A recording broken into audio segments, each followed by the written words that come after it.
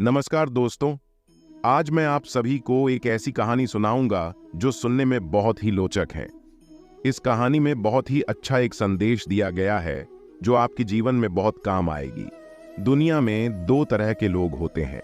एक वे जो छोटी सी प्रॉब्लम आने पर घबरा जाते हैं और दुखी हो जाते हैं। दूसरे वह लोग होते हैं चाहे कितनी भी बड़ी मुश्किलें उनकी जिंदगी में आ जाए लेकिन वह हमेशा खुश रहते हैं, हर प्रॉब्लम में अपने आप को संभाल लेते हैं। एक वो जिनके पास सब कुछ होते हुए भी लेकिन फिर भी वह हमेशा दुखी रहते हैं। आपको हमेशा वो दुखी मिलेंगे। और दूसरे वे जिनके पास कुछ हो या ना हो लेकिन वह आपको हमेशा खुश दिखते हुए मिलते हैं।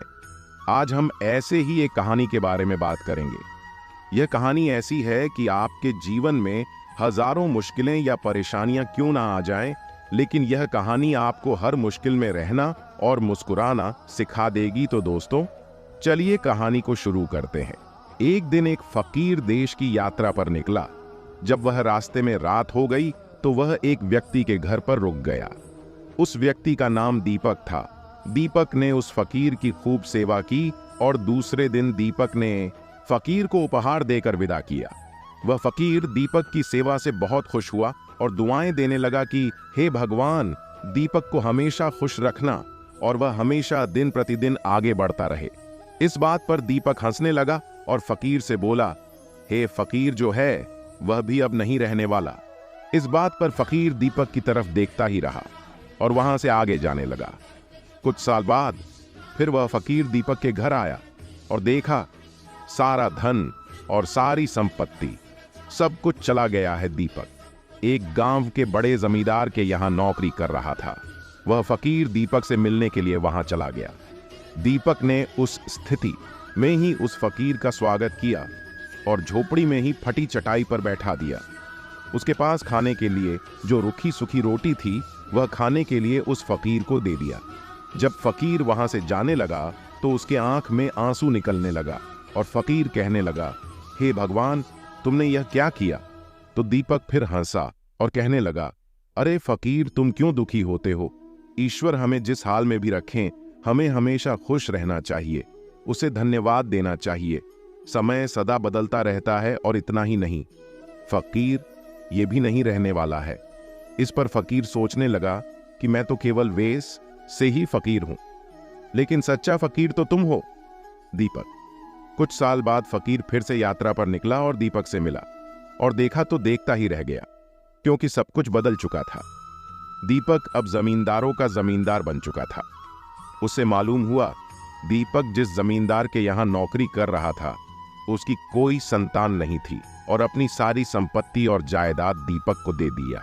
फकीर बहुत खुश हो गया और दीपक से कहा, अच्छा हुआ वह जमाना गुजर गया, भगवान करे कि अब तुम ऐसा ही बने रहो। यह सुनकर दीपक फिर हंसने लगा और कहने लगा, फकीर, अभी भी तेरी नादानी बनी हुई है। फकीर ने फिर दीपक से पूछा, क्या यह भी नहीं रहने वाला? तो दीपक ने उत्तर दिया, हाँ, या तो यह चला जाएगा या फिर इसको अपना मानने वाला ही चला जाएगा। यहां पर कुछ भी रहने वाला है ही नहीं।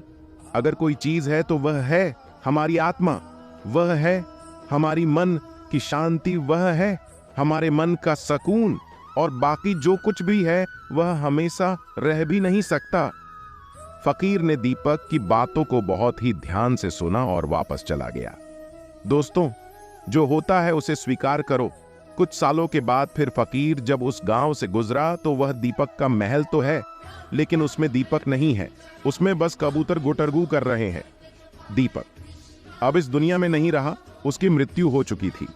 वह फकीर मन ही मन सोचने लगा कि यह एक इंसान जिंदगी भर कितना दौड़ता रहता है और रोता रहता है, दुखी होता रहता है।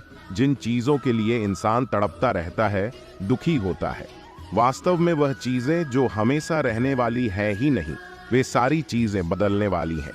यह कहानी हमें यह शिक्षा देती है कि हमारे जिंदगी में जब भी कोई मुश्किल, तकलीफ या दुख आए तो हमें यह सोचना चाहिए कि जिंदगी में इसके पहले मुश्किलें या उलझनें आईं तो क्या वे हमेशा रुकी रहेंगी? जैसे सारी मुश्किलें आकर चली गई वैसे ही यह भी मुश्किल चली जाएगी, यह भी हमेशा रहने वाली नहीं है। तो आप हमेशा याद रखिए कि जिंदगी में कितना भी बड़ा दुख क्यों ना हो, वह हमेशा रहने वाली नहीं है, ये दुख भी एक दिन चला जाएगा।